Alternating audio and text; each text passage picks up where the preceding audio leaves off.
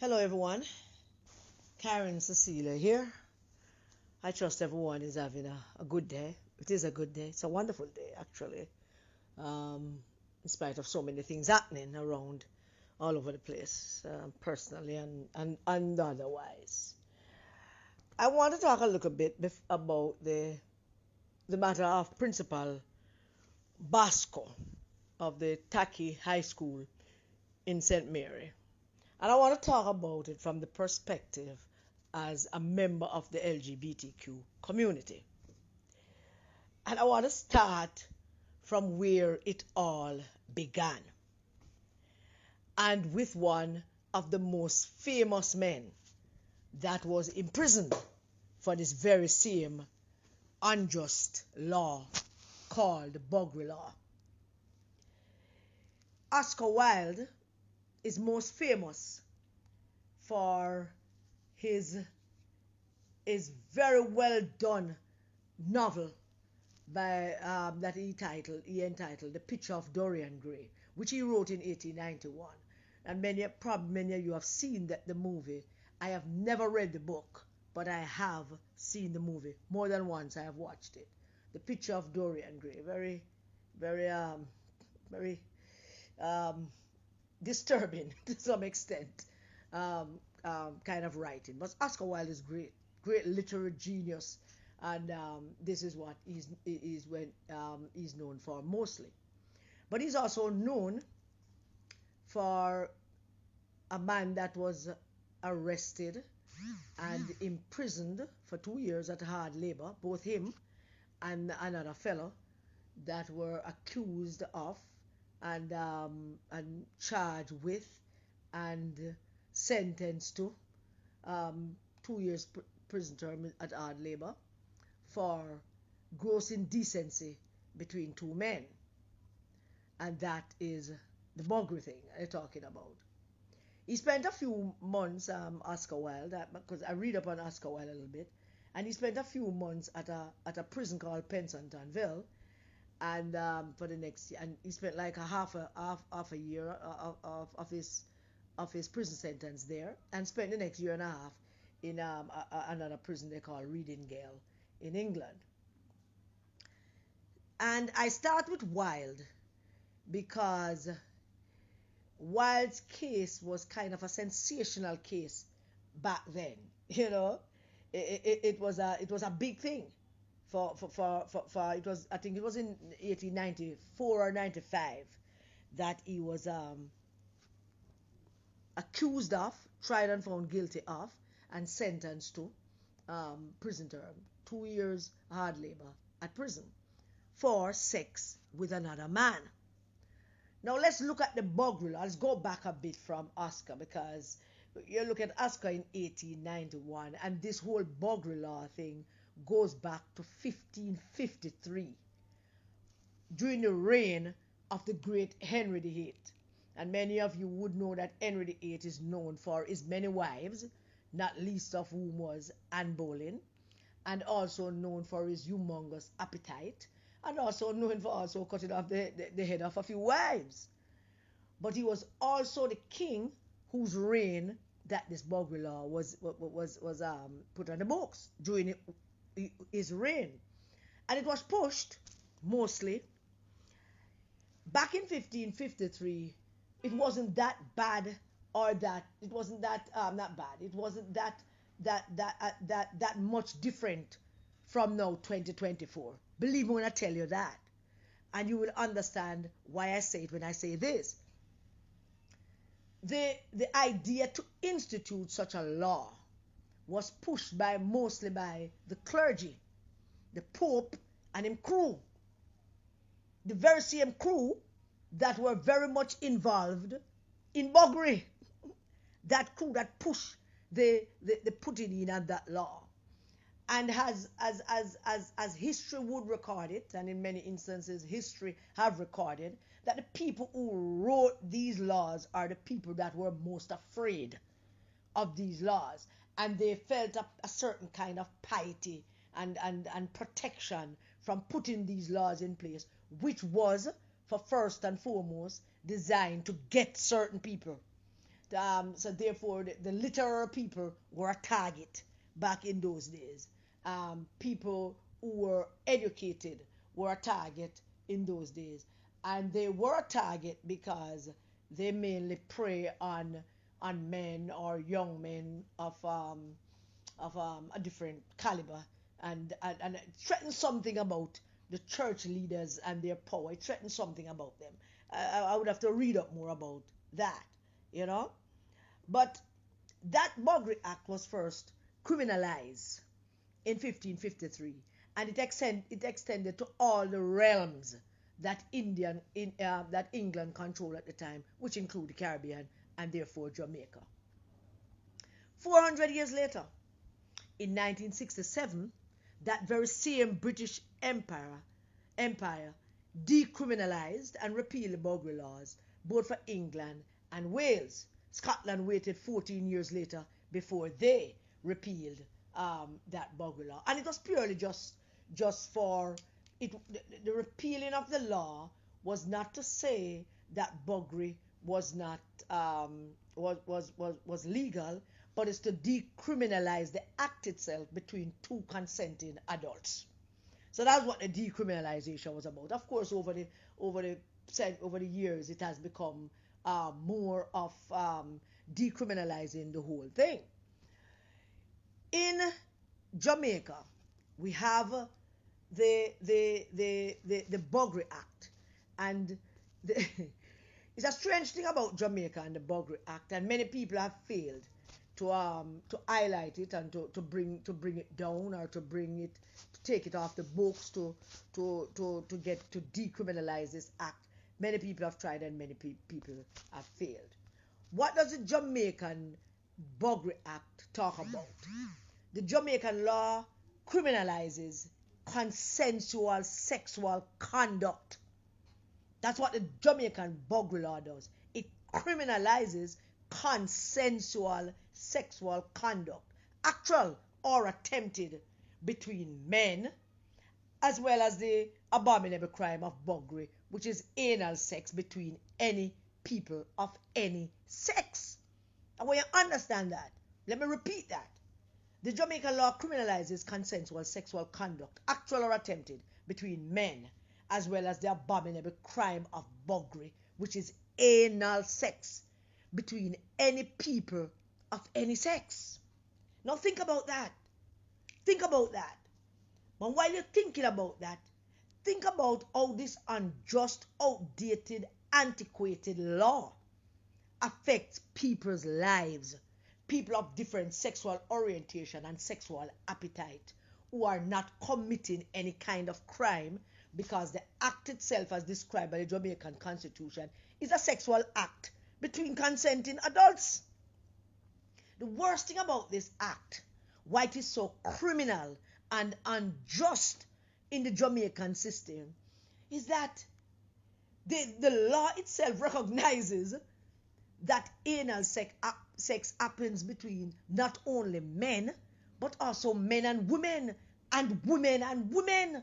Oh yes, there are women who also buggered their men, strap on and give him a good buggery, and men who enjoy that kind of control, that kind of submission to women. Sex is a wide range of things, and people tend to decriminalize sex based on what their concept of what it should be.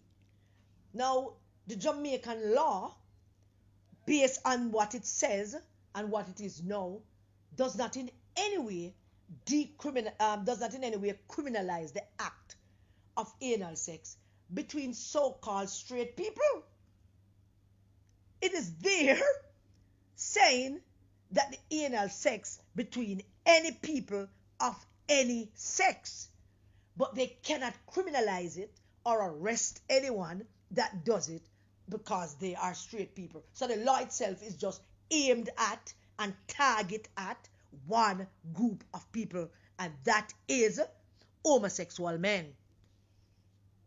Now, I don't know what was going on through Henry VIII's mind. I don't know what was going on through the Pope and all of the men of the court at the time in 1553, why they thought it was necessary to criminalize the act between men, but not criminalize the act between women. My own idea and concept of it would be that they were so fascinated, and it wasn't let me take back the word fascinated.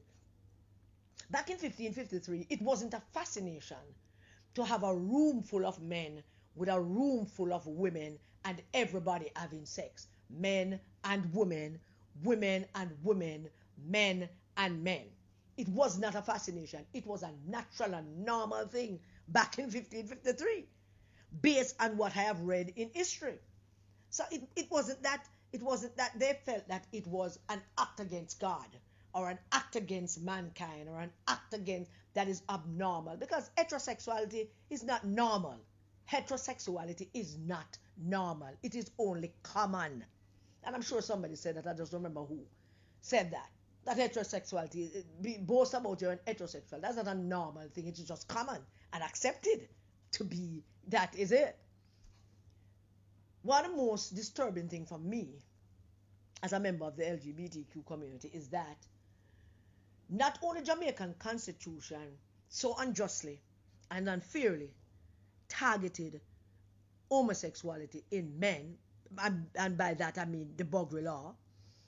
I mean, this is not even something that is targeted as a criminal act in public, which could be something that we accept, that any sexual, I mean, a man and a woman having sex on the plane. The other day I read it somewhere, and I've locked them up. And these are heterosexual people, but I've also seen heterosexual people having sex on the beach, heterosexual people in the full view of people, in resorts across the world. It happens openly all the time. It's not a big deal, but no pay that no mind. It's heterosexual people. But lo and behold, one group of people are targeted by an unjust and immoral and unethical law that is targeted at one group of people. The world has come full circle. In 1967, when Britain decriminalizes the sex between men, I mean, Britain is one of the most liberal places now when it comes to sexual relations or relationship between same sex. I mean, Britain is a free society now where people can be who they are and have any kind of sexual activity that they want. But in the privacy of your bedroom, in the privacy of whatever room, your kitchen, the washroom, the living room, whatever room, bathroom, whatever room you choose, but in the privacy of your room. Jamaica has adopted just about every damn thing foreign, every damn thing that is going on around the world. I mean, Jamaica has adopted it.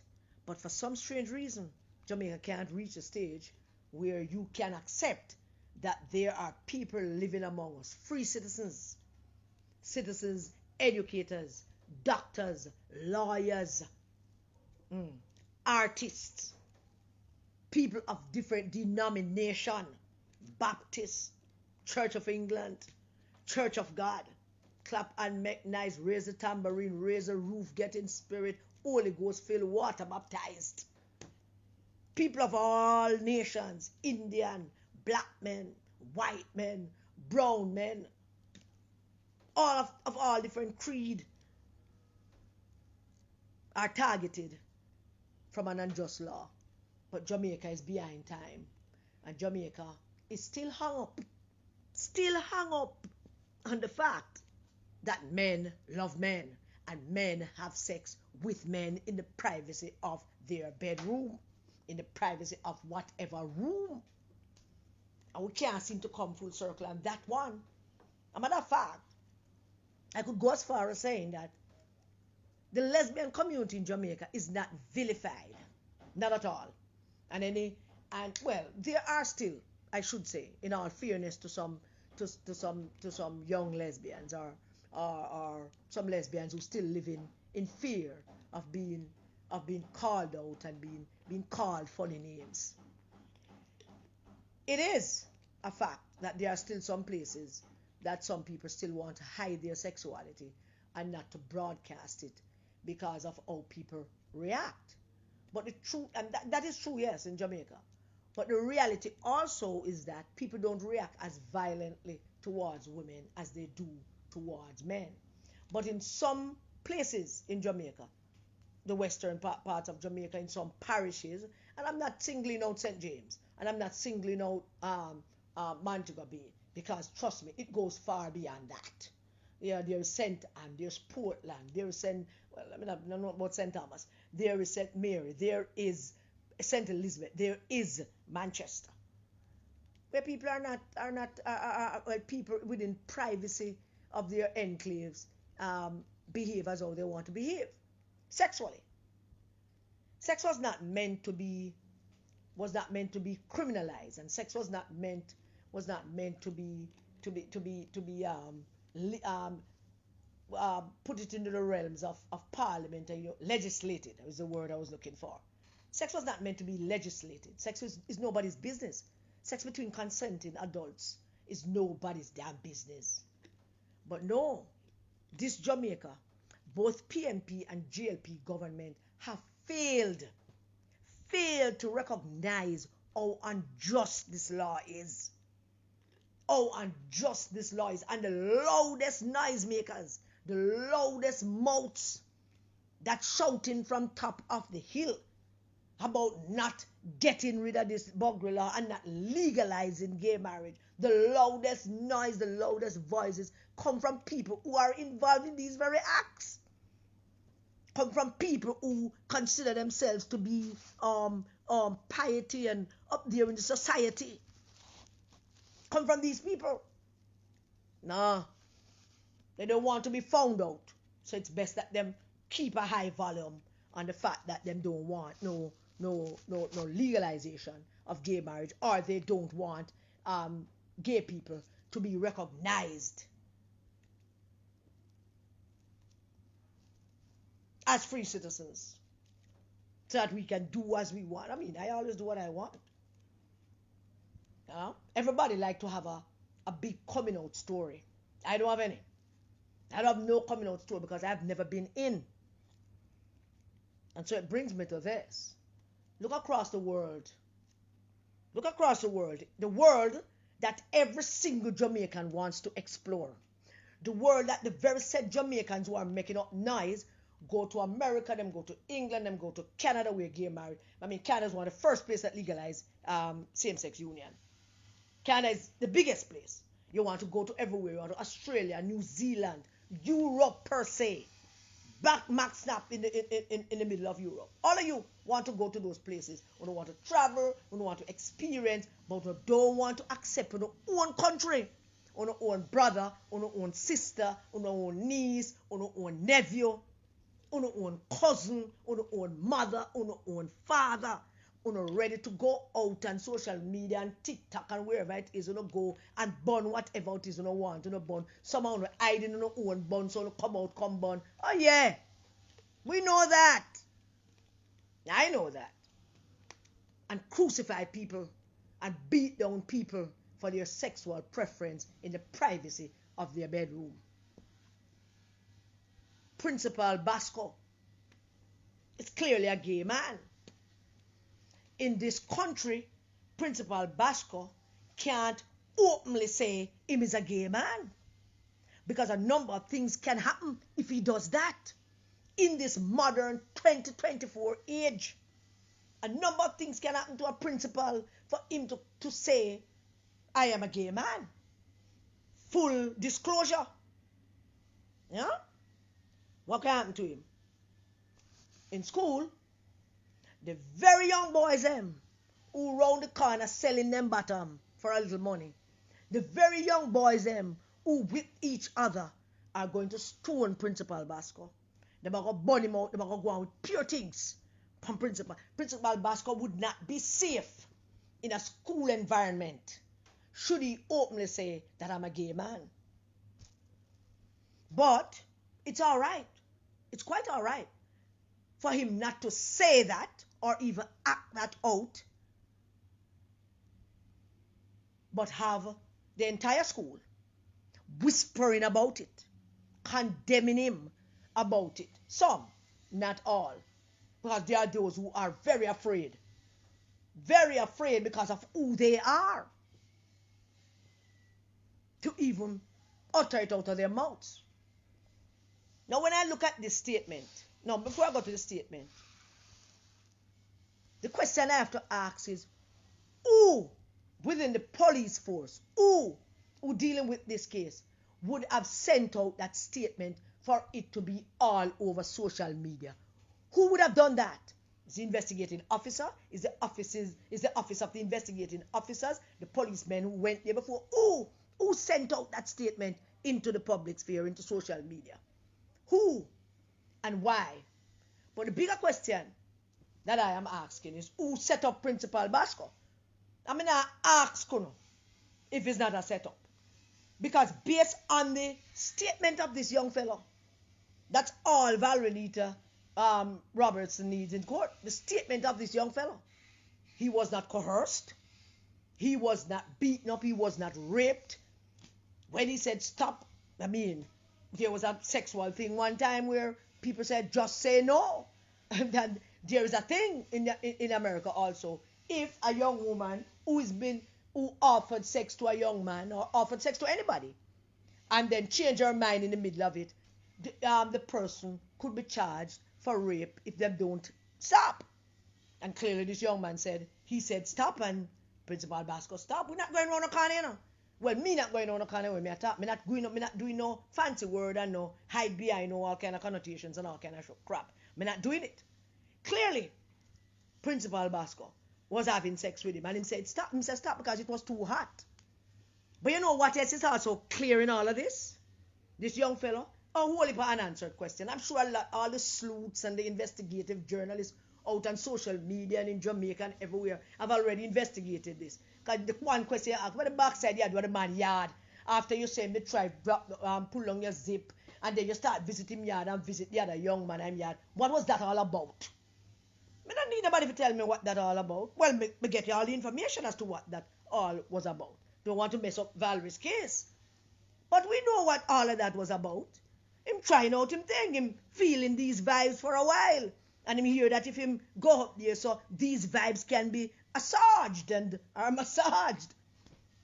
And there's this little fella who lived at Principal Basco's home, who you can visit him, make him show you the ropes. Huh? The gay community is still a very small community in this country, you know. Still a very small and tight-knit community. Everybody knows everybody. And if him visit Principal Basco because he was told that Principal Basco helped people, that was not what he was told. That was and that somebody for beat it all time if needs be. What he was told, why he visited Principal Basco, who told him so, who tell him that he should go. Who? Because he wasn't paid, and he wasn't. It wasn't a setup in terms of somebody call him and say, "Why you do this? I'm gonna give you your money." Oh no, it was far more subtle than that, and I'm getting to that point now. Far more subtle than that, and the question would be, because this little fellow that just recently on February 26 became the counselor for the Gale Division, him. Oh, God, help us, Lord. Mr. Giovanni Byfield. I wonder what role Mr. Giovanni Byfield played in all of this. Because we'll get to the bottom of it, you know. We must get to the bottom of it as to what role Giovanni Byfield played in all of this. Because Giovanni Byfield is a very ambitious young man who sabotaged Comrade Jason Stanford, the name I can every minute I get the name wrong. But will correct that. Stanford, Standard, whatever his name was. I'm not messing it up. I apologize to the comrade if I'm messing up your name. But Stanford, I think, yeah, the name was. And of course, Giovanni Byfield has been doing all kind of shenanigans in Western St. Mary for a very long time. Bobby Montague owned Giovanni Byfield. You know. Giovanni Byfield is a plant and a double agent. And I'm sure that Bobby going to wind up in backside because he want the seat. He want to be the PNP candidate to run against Bobby Montague. And let me remind you of something, Giovanni Byfield, because I sent out a voice note already, which deliberately named you as the new counsel for the Gale division. And it wasn't the PMP base that elected you. It was a whole heap of young people who thinks that they might get rid of Brogan. But let me also remind you, Byfield, that a whole heap of gay young men also elected you. And as you sleep, them coming for you. As you sleep, them coming for you. Nobody never go out and say, we're going to vote for Byfield, we're going to vote for Giovanni. Oh no, nobody even know your ass. But the people who know you also went out and voted for you. You know, the people that know you, yeah man, them man away know you, know you. Yeah. So whatever role you, Giovanni Byfield, playing in this to try to discredit Principal Basco, because I'm standing up for Principal Basco. I am standing up for him for his gayness. I'm standing up for him for his own sexual preference and educator in this country. Fine educator. Now have nothing to do with who him sleep with. And him not breaking any law, except that he is this unjust, antiquated, outdated law that the Supreme Court the other day refused to strike down after it was brought to the Supreme Court by some gentleman. I don't remember his name. I should have looked that up before I started my voice note. But I wanted to get the voice note out of the way today. The Supreme Court, which I'm sure is filled up with men engaging in all kind of thing. This is a world where sex has become weaponized to and people don't know the extent to which the whole LGBTQ community has been held hostage by the Jamaican authorities. And let me say authorities because by both governments, PMP and JLP, PGA parties had a chance to repeal that law. He had a chance to put it on the table and move it. But of course, for his own little proclivities, he couldn't do that either. The cowardness of our leaders to move forward and remove this unjust law from off of the Jamaican books and bring Jamaica into the 22nd century. Bring Jamaica into the 22nd century. Move Jamaica where all the rest of the world is going. What? Some people are going to say, we not do that. And we're Jamaica this and Jamaica different. Jamaica is not no different. Men getting married at North Coast Hotel every damn blasted weekend. You check out the map. Well, no. Men get married in this country. It's not legal, not recognized in this country. But men have them fine and nine fancy wedding down at the North Coast. At some people who own hotel. They accommodate those things. And they call themselves heterosexual people, these people who have these hotels. Huh? All over Montego Bay, Ocho Rios, Negril, everywhere. Women too. Oh, Jesus. Them more than anybody else. Every day there is out, well, not every day, but I mean, wedding galore. All over the place. Bruce Golding went on a British political program. I think Peter Phillips also went on that program. And said him don't want no gay people in the film cabinet. When cabinet is full of gay people. But him go out there, and I don't know who he was saying it to impress, because he certainly did not impress the British government. Because the extent to which the British government support the LGBTQ community is vast, enormous, and not only the British government, but the British monarchy as well. The extent to which that support extends. I don't remember my English language and so up to scratch. But the extent of that support is vast. Not to mention Canada and the United States. I mean, Obama was trying a thing, but it's on Obama's watch. The Supreme Court legalized gay marriage. Look how long. 400 years. Because the United States was a part of the British colony too, back in 1553. Over 400, nearly 500 years. that this thing is on the books to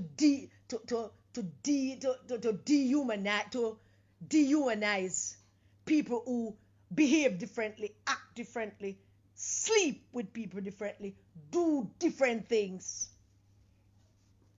Gay people are some of the most prominent people in this world.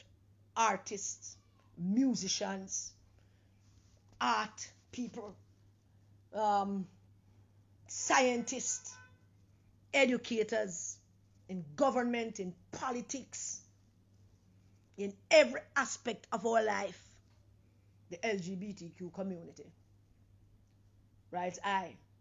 And there is undisputed evidence, undisputed scientific evidence that gay couples raise better children. Undisputed scientific evidence that gay couples raise better, far better children. Not beating up on you heterosexual people. Not beating up. But as I said, some of you are hiding behind no little cloaks and no little church. And the little husband and the little wife. And the girlfriend pose up. And the boyfriend pose up. Well, I don't know a girl who pose up with the boyfriend, but the man them still love pose up with them girlfriend and the wife them. Because the men are afraid. The men are afraid in this country, in this 2024. People are afraid to own up to themselves. Do you know how terrible that is for an individual? To own up to yourself? Whenever you watch movies or documentaries or read a book about people in the 1930s, in the 1940s, in the 1950s, there is this lesbian movie called Tell It to the Bees. Yeah. About 1950s Scotland or Wales maybe. It was hard. It was hard for the LGBTQ community back in those days. Very, very hard. And now, there is some level of freedom all over the place. Except in Jamaica. Except in Jamaica. Where police are arresting an educator. Not because he never commit a crime. He didn't commit a crime. Except that he did. He never commit a crime. He never hold on nobody and rape them. He never hold on no underage picnic and rape them. Them now arrest Dayton Campbell. We are sleep with underage picnic before I expose him. Nobody them now look upon him. The police and pretend like them not know. But them run go and arrest the principal. After the young fella put out a statement, which is a very damning statement against the system and a very damning statement against the whole setup by Giovanni Byfield. I'm coming for your ass, you see you, Giovanni Byfield. I'm coming for you. And you think me alone I come for you? Me and the people that are gay will come for you. Don't forget, 4 years is week after next. 4 years from now, a week after next. I'm coming for you. Have your fun. Yeah? Trying to see if you can bring down the man so you can get the seat. So I know you have something to do with it. I know you do. And the system is rank. The system is wicked. The system is, the system is anti-people. Some of our best people in this country, the system is anti-them because of who they sleep with. The system is anti-people because of what they do in the privacy of their bedroom. And you might suspect it. And a young fellow went to the doctor and he said that, the principal was having little sex. And it was too hot because it's his first time and him asking for it. And asking for it, when you use the word, them asking for it, that don't sound so good because you used to have a system where young women are preyed upon because them come out a road half naked and some man said them ask for it. No, I don't condone that. You can wear the damn thing you want. You can walk half naked if you want without some beast saying something to you that offends you. But him got a man yard. Man never got female yard for him. Him got a man yard. Him hang out of the man yard when the man not dead. Knowing that the man soon come home, him still see the man yard. Yes. Him still see the man here doing, and the man soon come home. And when him tell the man to stop, the man stop. And say, go and go sleep. And you should have left. But he didn't leave. And he said in his statement that he was not raped. He was not coerced. He was not forced. He was not threatened. It was consensual. And he's 23 years old. 18 is the age of consent in this country. I want to lock up the man. Bring the man name in public disrepute. Threaten the man profession. Threatens the man family life.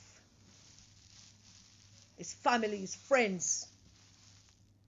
Make this into a disgraceful thing. Making it, and it is the government, the courts, the system that bring this to this. The LGBTQ community must take some flack for them behavior too. This like a small group of people who confine themselves to a small group of people and do some little things and get funding for doing some little things, but not doing anything real to impact the situation, to get this law off the book, to get the system from outlawing people who behave different, people who are different, because people afraid are different. But there's nothing to afraid of now. It's out there. It's out there. Everybody I do it. Every woman I know want a girl. And I'm not saying that they are gay. But I mean, there's no woman, any heterosexual woman that I know that don't want a girl. Them could have denied till Jesus come. Everybody wants an experience. Everybody wants something new. Heterosexual men who have lived their lives as heterosexual men for 30, 40 years, suddenly have their about 3 children, gone to college, them and the wife, suddenly them have up a young fellow now. Looking for something tighter, looking for something neater. And Uno want to turn people into criminals for that. Yeah? What about the women with them strap on? Who bugger them man? When I go to them bedroom, go lock them up. And I can't do that unless them do it in public. Huh? What about the women who are bugger each other with them strap on? What are you going to do? Lock them up too? We're not going to send out a search party and start look for them too? In the privacy of their bedroom or whatever room, and not confining these things to bedroom, because the kitchen and the bathroom and the balcony and the living room are fine places as well. Staircase too. But I mean, what are we not going to do? Lock them up. When they disgrace the man, put the man name out there and make it look like him do something wrong. Him no rape nobody. Him no take up no underage little boy and can't go in yard. Him never cruise pan no the highway and look for nobody. He never walk on or go on a bar and look for nobody. Man name yard, name house. And this little fellow who has felt his gay chops for quite a while, I would imagine. Yeah. And now, I want to put the principal name in public domain and make it look like him as a criminal of some sort. I am calling on the Jamaican government to set up a constitutional committee to start confer with the Jamaican public about the removal of this Buggery law. This Jamaican government have a chance to do something good. Get a constitutional committee together and let that committee talk to the Jamaican people and let the Jamaican people have a say in the matter and remove this 1553 law. Some people say it's 1861. It has been there since 1553. Them just renew it in 18 whatever and call it something else. It's the same damn law. It is the same damn law instituted by overzealous priests and clergymen who are afraid of their own sexuality and afraid of being found out, say they wanted to be the policemen and the moral judges to judge other people, stand on them soapbox. Yeah. And look down and judge other people and then go lock themselves in them vestries with them young fellows. That is what it was introduced. That's why it was introduced. And Jamaica, almost 500 years later, still have the damn law targeting one set of people. All set of people do it. Every damn body do it. Everybody doing it. Some will not admit it, and some will. It's for pleasure. It's sex. It's not killing nobody. And the only time it should be looked at as criminal is if you involve underage picnic night. And this was no underage picnic. So the government needs to set up a committee that looks into this law to repeal this law.